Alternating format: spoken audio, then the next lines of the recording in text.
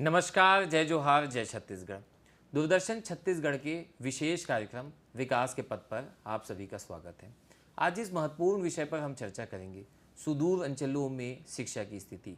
इस महत्वपूर्ण विषय पर चर्चा करने के लिए हमारे स्टूडियो में बतौर अतिथि मौजूद है वरिष्ठ शिक्षाविद एवं शिक्षा के क्षेत्र में विगत 35 वर्षों का अनुभव रखने वाले श्री जवाहर सूर्य शेट्टी जी। सर, आपका हमारे इस विशेष कार्यक्रम में बहुत बहुत स्वागत है। सर, हम चर्चा की शुरुआत करते हैं। शिक्षा की बात हो रही है, छत्तीसगढ़ राज्य है सर। छत्तीसगढ़ का एक बड़ा भूभाग जो है वो गांव है, आदिवासी क्षेत्र है सर। 32% यहाँ पर आदिवासी है। इन क्षेत्रों में वर्तमान में शिक्षा की स्थिति क्या है? देखिए, 2000 में जब राज्य बना था छत्तीसगढ़, तब से अगर 24 साल की जो जर्नी है जी, उसमें तो स्थिति बेहतर हुई है, लेकिन अभी भी इतनी अच्छी स्थिति नहीं है कि आप जो शहरी इलाके में हैं या बाकी ज़िलों में हैं, जो वहाँ के हालत और यहाँ की हालत में बहुत अंतर है। जी। कितना चुनौतीपूर्ण होता है सर सुदूर क्षेत्रों में, जहाँ पर बेसिक इंफ्रास्ट्रक्चर भी नहीं होता, वहाँ पर एक एजुकेशन सेटअप को बनाना या वहाँ पर बच्चों को शिक्षा प्रदान करना? मैं इसे दो संदर्भ में पूछ रहा हूँ सर। एक जो पूरा सिस्टम एग्जिस्ट करता है वो, और एक इंडिविजुअल लेवल पर।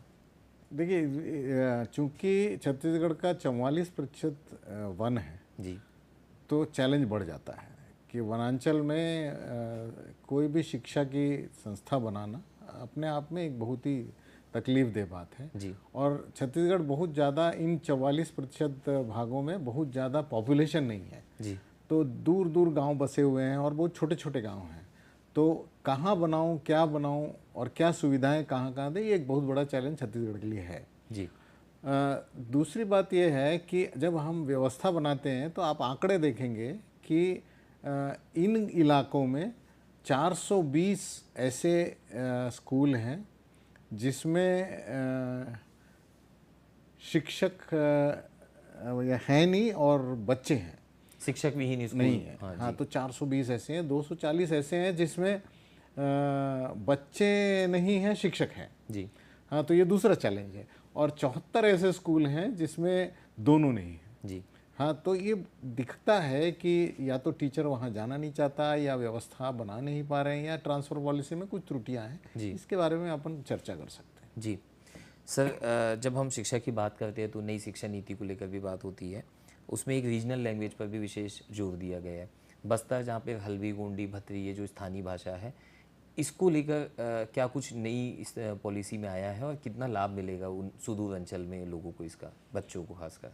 राष्ट्रीय शिक्षा नीति में बहुत सुंदर बात कही गई है कि बच्चा जो भाषा में घर में वार्तालाप करता है, जी, उस भाषा को कंटिन्यूएशन में स्कूल में ले जाना चाहिए, प्राथमिक शाला में, जी, यानी दूसरी कक्षा तक। जी, तो इसलिए 3 भाषा की पद्धति बोली गई है कि एक तो है लोकल लैंग्वेज, दूसरा है मातृभाषा, और तीसरी है हिंदी या जो भी भाषा है, जी, या अंग्रेजी भी ले सकते हो आप। तो इन तीनों भाषा में अगर हल्बी, गोंडी ये आपकी लोकल भाषा में आती हैं, जी, तो एससीईआरटी छत्तीसगढ़ ने इसमें बहुत पहले से काम शुरू कर दिया, जब राष्ट्रीय शिक्षा नीति थी भी नहीं। जी, तो कुछ किताब बनाए गए, कुछ पाठ्यक्रम बनाए गए इन सुदूर अंचलों के लिए।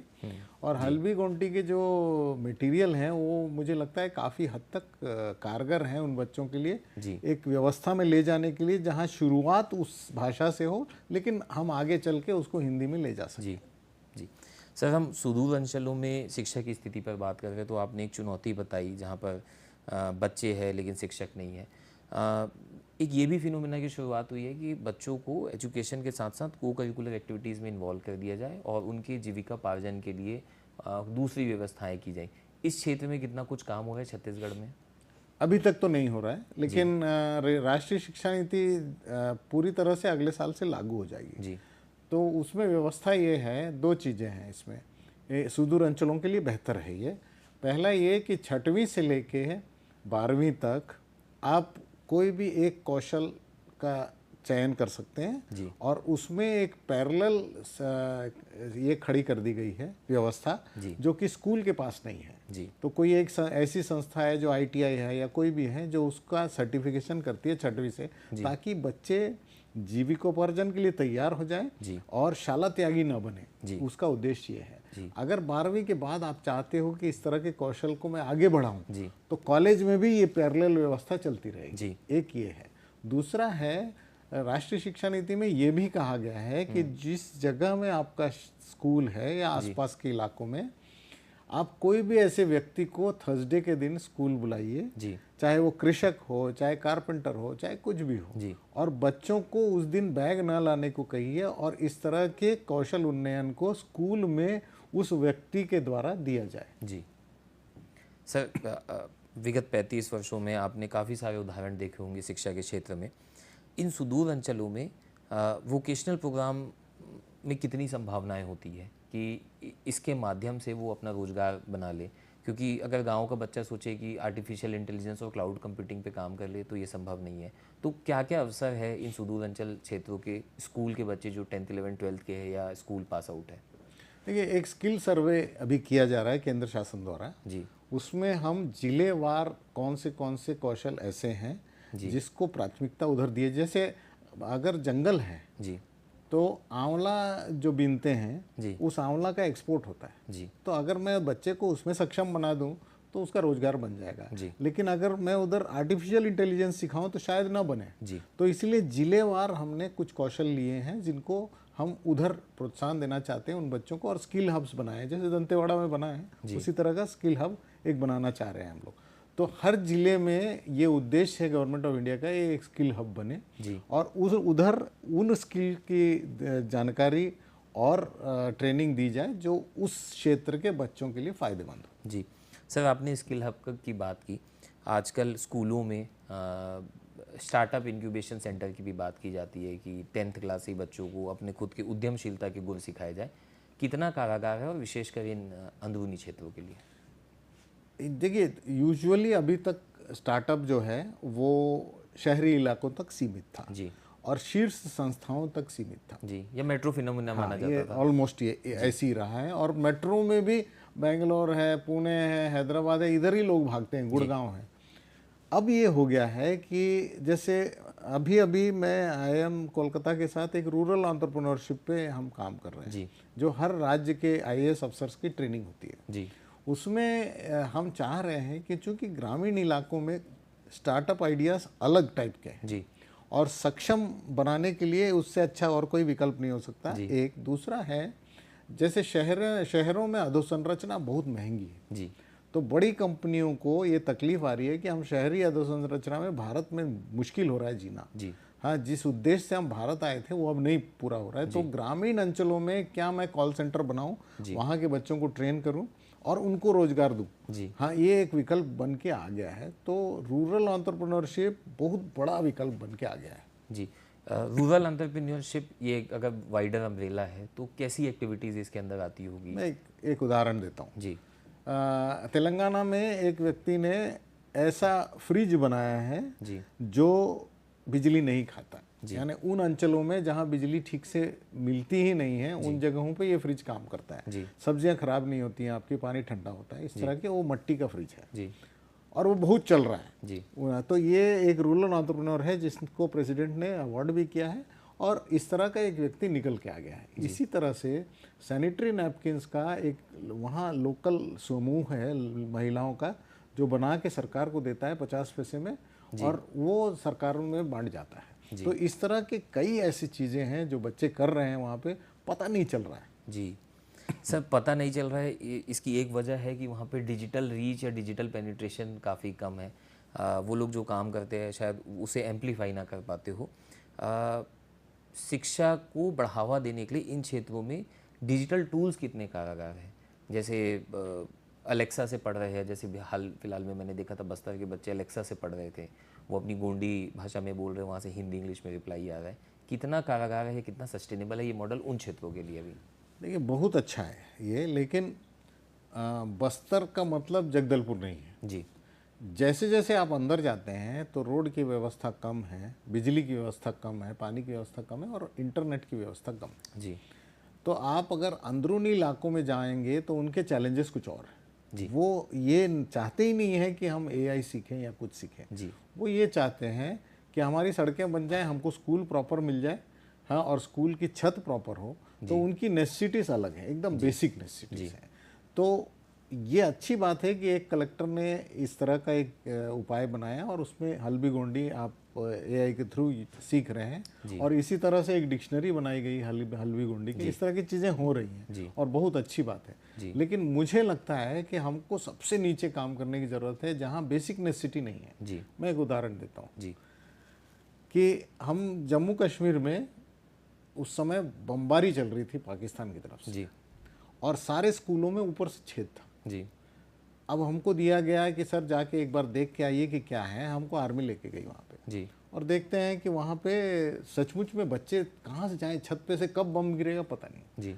तो महिंद्रा और वीडियोकॉन की मदद से हमने एक ज्ञानोदय करके प्रोग्राम चलाया था, जिसमें 12 बस थे हमारे पास, महिंद्रा ने डोनेट किया, और उसमें वीडियोकॉन का एक टीवी लगा के हम क्लासरूम चलाते थे हर जिले में 2-2 दिन। तो इस तरह की कुछ नवाचार करने की ज़रूरत है। इनोवेशन के थ्रू जो है वो इसको सारी चीज़ों को स्टेबलाइज किया जा सकता है। छत्तीसगढ़ में कितनी संभावनाएं इन इनोवेशंस की? बहुत है।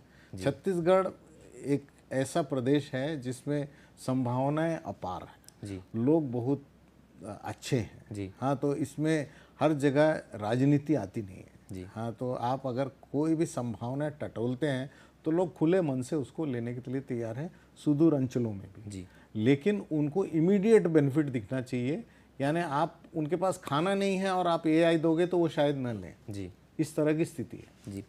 सर, अभी मेंटल हेल्थ का एक सर्वे हुआ था, नेशन वाइड सर्वे हुआ था, उसमें सुदूर अंचलों में जो शिक्षा को लेकर जितनी चुनौतियां है, उसमें ये भी सामने आया कि वहाँ के बच्चे भी मानसिक तनाव से ग्रसित रहते हैं, मानसिक चुनौतियों से जूझ रहे हैं। ये कितनी बड़ी चुनौती है और इसका समाधान क्या है? सर, चुनौती तो है लेकिन समाधान क्या है? मेंटल हेल्थ का ऐसा विषय है कि शहरी इलाकों में बच्चे ज़्यादा ग्रसित हैं, क्योंकि सर इसका डायरेक्ट इनडायरेक्ट इम्पैक्ट एजुकेशन पे आएगा। वो आएगा। बच्चे ज़्यादा ग्रसित हैं मेंटल हेल्थ इश्यूज से शहर में।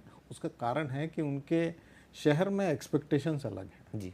हाँ, ग्रामीण इलाकों में या सुदूर इलाकों में एक्सपेक्टेशन कम है, तो इसलिए मेंटल हेल्थ के इश्यूज कम होते हैं, लेकिन होते हैं और वो पहचाने नहीं जाते हैं सही समय पे। इस वजह से उसके जो इफ़ेक्ट्स होते हैं वो बहुत गंभीर होते हैं बाद में जाकर। हाँ, तो इस पे अगर उदाहरण लेने की कोशिश करें तो हमको लेना चाहिए कि हम जैसे, मैं स्टेट का नाम नहीं लूँगा, हाँ, लेकिन एक वाकया ऐसा हुआ जिसके बारे में हम चर्चा कर सकते हैं। आपको ब्रेक लेना है? तो दर्शकों, यहाँ पर हम लेते हैं एक छोटा सा ब्रेक, और ब्रेक के बाद हम फिर मिलेंगे और कुछ सवालों के साथ हम अपने गेस्ट के साथ चर्चा करेंगे।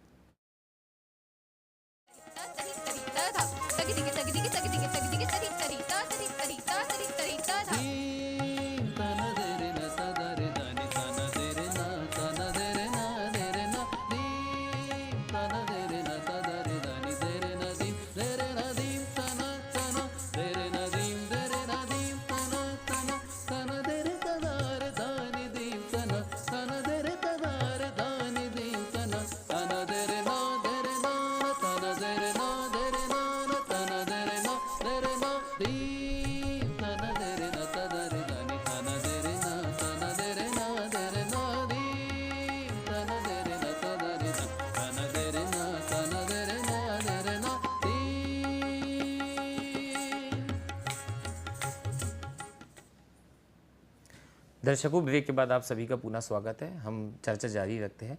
तो सर, जैसे कि आप वो मेंटल हेल्थ एक बड़ा ऑब्स्टिकल है, उस पर आप एक उदाहरण दे रहे थे। उस जगह पे मैं गया था, मुझे इंट्रोड्यूस किया गया। लोकल मंत्री भी थे मेरे साथ, तो पूरा कुनबा था। तो वहाँ पे करीब 2500 बच्चे थे, 9वीं 10वीं 11वीं 12वीं के। तो क्या बनोगे मुन्ना, ये कार्यक्रम था। तो हर बच्चा बता रहा था मुझे ये बनना है, ये बनना है, ये बनना है। तो एक बच्चे ने उठ के एक बड़े कमर पे हाथ रख के खड़ा हो गया टेढ़ा, और बोला मुझे नक्सली बनना है। अब वहाँ पे हवा सबकी उड़ी हुई थी, क्योंकि मंत्री बैठे हुए हैं सामने। तो डांटना शुरू कर दिया प्राचार्य ने और DEO ने, सब ने। तो मैंने कहा, सवाल मैंने पूछा, जवाब मैं लूँगा बच्चे से। तो जब मैंने बच्चे से पूछा तो वो रोना शुरू कर दिया था। तो मैंने बोला, क्या बात है बेटा? तो वो बोला, सर, जो कंप्यूटर शिक्षा हमारे इलाके में दी जाती जी। है वहाँ 10वीं तक फ्री है जी। लड़कों के लिए 12वीं तक फ्री नहीं है और लड़कियों के लिए 12वीं तक फ्री है। जी। तो मैं 11वीं में हूँ, मैं कंप्यूटर सीखना चाहता हूँ, तो मैं गया तो उसने बोला कि आपके लिए नहीं है जी। पॉलिसी में, तो आप 10,000 रुपये देंगे तो आपको हम सिखा देंगे। जी। वो घर जाके सोचा कि मेरे पिता की वार्षिक आय 10,000 रुपये जी। है और हम 4 बच्चे हैं, जी। तो अगर 10,000 मेरे पीछे खर्च कर देंगे तो क्या होगा। जी। तो उसने उस रात सोचा कि क्या ऐसा विकल्प है जिसमें मेरे माँ बाप पे कोई बोझ ना पड़े, जी। इक्विपमेंट फ्री हो, ट्रेनिंग फ्री हो। तो जी। उसके समझ में जो आया वो नक्सली बनना था। मेरा कहना है कि जब हम इस बच्चे पे इतना बोझ डाल देते हैं कि तुम बिना अपने परिवार के ऊपर तकलीफ दिए जी। कोई अपना करियर बना लो और गाइड करने वाला कोई ना हो, तो इस तरह की विकृत सोच आती है। वो बच्चे ने अपने परिवार के बारे में सोचा, जी। इस वजह से उसका ये ख्याल आया। तो इस तरह की विकृतियां मेंटल हेल्थ को जन्म देती हैं, क्योंकि उसको डे टू डे लाइफ में बहुत सारे स्ट्रगल्स करने पड़ रहे हैं जिसका कोई समाधान देने वाला वहाँ है नहीं। सब लोग शहरों में जुटे हुए हैं। जी। तो मेंटल हेल्थ इस तरह की इश्यूज जो हैं ये बहुत विकृत रूप ले लेती हैं, विकराल रूप ले लेती हैं, और बाद में जो असर दिखता है आपको वो समाज पे असर दिखता है। जी। और पैरेलल उसके शिक्षा पर प्रभाव तो पड़ता ही है। जी सर, इन सुदूर अंचलों में जितनी भी चुनौतियां हैं, अगर हम इसे एक प्रॉब्लम स्टेटमेंट की तरह ले और उदाहरण के तौर पर हम छत्तीसगढ़ के ही अंदरूनी क्षेत्र ले लें, क्या कुछ किया जाना चाहिए जिससे शिक्षा की व्यवस्था बेहतर हो सके?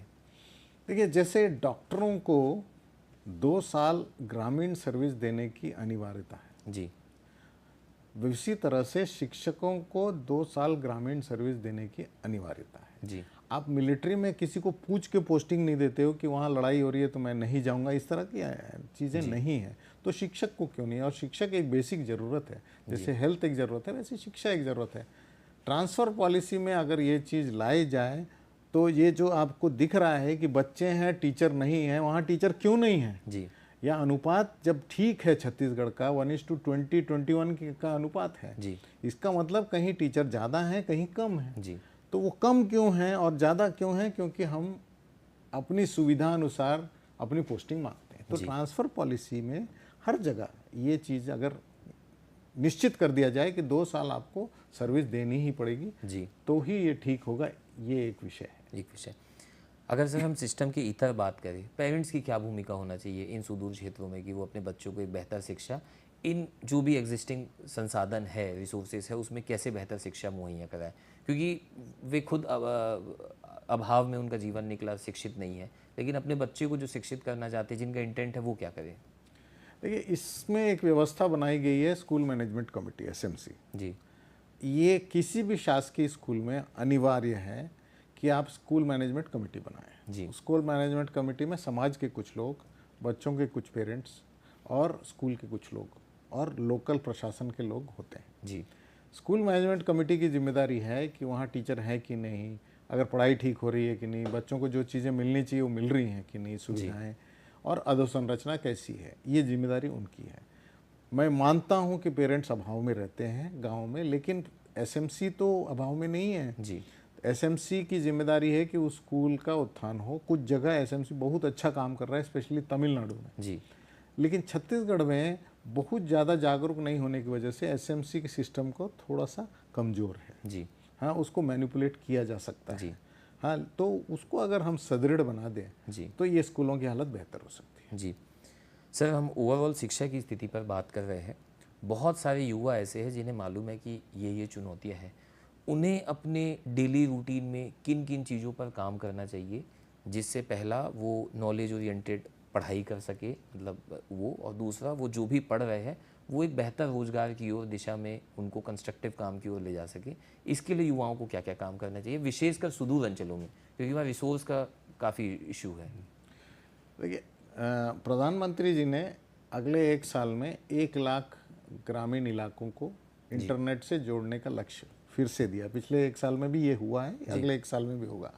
मुझे लगता है इस कार्यकाल के अंत तक सारे ग्रामीण इलाकों में इंटरनेट होगा। जी, अब युवाओं के पास इंटरनेट होने से या हाइब्रिड होने की वजह से वहाँ टीचरों की कमी, इस तरह की चीज़ों का समाधान हो सकता है कि किसी एक शहर के क्लास को उस इलाके से जोड़ दिया जाए। जी। उसके अलावा ये बच्चे जो हैं, चूँकि ये ऐसे बच्चे हैं जो शिक्षकों से टेक्नोलॉजी के रूप में आगे हैं, जी। भले ही उनके पास अभाव है लेकिन वो मोबाइल अच्छे से चला लेते हैं। जी। तो इन बच्चों के लिए आप, जैसे हमने एक हैकेथॉन किया था, रूरल हैकेथॉन, जी। गवर्नमेंट के ग्रामीण स्कूलों में हमने एक हैकेथॉन किया था जी। और वहाँ से इतने सुंदर सुंदर आइडियाज़ निकल के आए हैं। जी। और उनको हम ले जाके 1-1 लाख रुपए दिया हमने कि आप अपनी आइडिया बना के सबमिट करिए, एक छोटा सा आइडिया है इसमें। जी। जैसे एक बच्चे ने कहा कि हमारे यहाँ एडवर्टीजमेंट जो है वो जो होता है टीवी में, उसका कोई काम नहीं है, वो चीज़ें यहाँ मिलती नहीं है, जी। तो क्या करें। जी। प्लस गवर्नमेंट ने ये बोला है कि पॉलीथीन मना है, आप यूज़ करना है। तो उन लोगों ने क्या किया, पेपर बैग्स बनाते हैं, और पेपर बैग्स चूंकि कोई भी दुकानदार खरीदने को तैयार नहीं है, जी। वो महंगा पड़ता है, तो उसने कहा हम फ्री में देंगे। तो पैसा कैसे कमाएंगे, उसमें जो ऐड चिपकाते हैं लोकल परचून की दुकान की या नाई की, इस तरह के, उससे कुछ पैसे लेते हैं और उस पर स्टिकर चिपका के जी। वो उसमें दे देते हैं। कस्टमाइज्ड मॉडल अपने कस्टमाइज क्षेत्र है का। और उसमें पैसा आ जाता है और उसी से ये पेपर बैग्स दे देते हैं। जी। इस तरह के आइडियाज़ ग्रामीण इलाकों में ही हैं, ये शहर का कोई बच्चा सोच नहीं सकता। जी। हाँ, तो इस तरह की चीज़ें जब तक नहीं होंगी, इन बच्चों को आप एक तो स्किल्ड बनाओगे, दूसरा इनको आइडिएशन पे जब तक नहीं डालोगे, ये अपने आप में ये बेहतरीन बच्चे हैं जी। कि आप बादशाह की ज़रूरत नहीं है एक बच्चे को एक सिंगर बनाने की। बादशाह आके छत्तीसगढ़ के एक बच्चे को उठा के लेके जाता है। जी। ऐसे बहुत बच्चे हैं जो ये कर सकते हैं। जी सर, एक जब हम एजुकेशन सिस्टम की बात करते हैं, एजुकेशन पॉलिसी की बात करते हैं, तो एक टर्मिनोलॉजी आती है ऑफ बीट करियर अपॉर्चुनिटीज़, कि जो बच्चे को समझ आ रहा है कि 9th 10th 11th 12th में या कॉलेज करने के बाद कि शिक्षा के क्षेत्र में रुझान नहीं है, वो अपनी आजीविका चलाने के लिए दूसरा काम कोई कर लेगा। बट एक माइंडसेट है जो उसे रोकता है कि नहीं, पढ़ के ही कुछ करना है। इस माइंडसेट को कैसे तोड़ा जाए और इसे कैसे माना जाए कि ये भी शिक्षा का ही एक पार्ट है? देखिए, शिक्षा का मतलब है मेरे अंदर जितनी भी प्रतिभा है या जितना भी नॉलेज है उसमें बढ़ोतरी होना। जी। तो अगर मैं YouTube भी सीख लेता हूँ तो वो मेरे लिए शिक्षा है। जी। तो मेरा मानना है कि अगर YouTube यूज़ करके कोई आदमी अगर 10,000 रुपये भी कमा रहा है, जी। हाँ, तो ये बहुत बड़ी बात है ग्रामीण इलाकों में, और मुझे लगता है यही एक स्किल है, हाँ, जो उसको सिखा देना चाहिए। जी। हाँ, इसको स्किल मान लेना चाहिए जी। हम। लेकिन हमारी पुरानी सोच या जनरेशन गैप में जो टीचर है और जो माँ बाप है, इसको मानते नहीं है इसके। जी। अब टाइम आ गया है कि आप मान लीजिए कि जो आपको रोजगार दे रहा है सही तरीके से, जी। हाँ, उसको आप कौशल मान लीजिए। जी। और उसको आप शिक्षा मान लीजिए। जी। और इन बच्चों को रोकने से भी वो नहीं रुकेंगे। कोई डांस के वीडियोस डाल के अगर 1 लाख व्यूज पा रहा है, इसमें क्या गलत है? जी। वो उसका हुनर है, वो पूरी दुनिया को दिखा रहा है। और इतना डेमोक्रेटाइज हो गया है ये कि कोई भी गांव का बच्चा भी कुछ भी वीडियो डालता है तो हो सकता है लाख मिलियन व्यूज भी आ जाते हैं। तो वायरलिटी जो है वो डेमोक्रेसी है। जी। हाँ, और वो वायरलिटी ही इनका स्किल है। जी। हाँ, तो उसको शिक्षा मानने में मुझे लगता है कि कोई गलत नहीं। जी। इसको अगर युवा जो देख रहे हैं इस कार्यक्रम को सर, वो इसको स्किल मान लेते हैं। बहुत बार ऐसा होता है, इंटरेस्ट और स्किल, इसको एक प्रोफेशनल शेप देना होता है ताकि वो एक बेहतर मुकाम तक पहुंच पाए। इसके लिए क्या करना चाहिए युवाओं को? देखिए, 2 चीज़ें हैं। एक तो मेरा इंटरेस्ट है, इसलिए मैंने कुछ कर लिया और वो कल करके मुझे सक्सेस मिल गया। जी। तो एक लेवल तक मैं कमा लूँगा। जी। लेकिन ये ट्रांसफ़र स्किल को अगर मैं दूसरे लोगों को अपने गांव में कर सकता हूँ, जी। उसके लिए मुझे कुछ चीज़ें सीखनी पड़ेंगी कि ये मुझे सक्सेस मिला कैसे। जी। जैसे YouTube हमने बात की, तो YouTube में मुझे सक्सेस कैसे मिला, वो क्या एल्गोरिदम मैंने समझा, किस समय मैंने पोस्ट किया, हाँ, वीडियो होना कैसा चाहिए जिससे लोगों को अट्रैक्ट करे, हमारा टारगेट ऑडियंस क्या है, ये सब चीज़ें, क्योंकि उसने ये सब सीखा नहीं है। जी। उसने सीधा एक वीडियो डाला, सक्सेस मिला। जी। वो चीज़ें उसको सीखनी पड़ेंगी क्योंकि वो फर्स्ट मूवर है। वो सीख के अपने आजू बाजू के लोगों को वो हुनर सिखाए, तभी वो सस्टेनेबल होगा। जी। तो दर्शकों, आज की हमारी सार्थक चर्चा थी श्री जवाहर सूर्य शेट्टी जी के साथ। सर ने हमारे दर्शकों को सुदूर अंचलों में शिक्षा से जुड़ी जितनी भी चुनौतियां थी, उन चुनौतियों के समाधान के रूप में क्या क्या काम किया जा सकता है।